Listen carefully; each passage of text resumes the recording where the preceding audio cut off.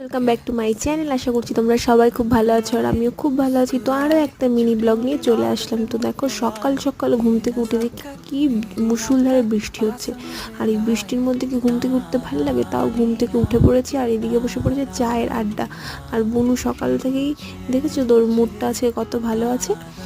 তো এই করতে করতে চা খেতে খেতে সবার সাথে আড্ডা দিতে দিতে মা বললো জল ভাত আছে, তো তার জন্য আলু ভাজা করে ফেললো। আর মা আলু ভাজা করতে করতে আমি ঝট করে এই জামা কাপড়গুলো গুছিয়ে ফেললাম।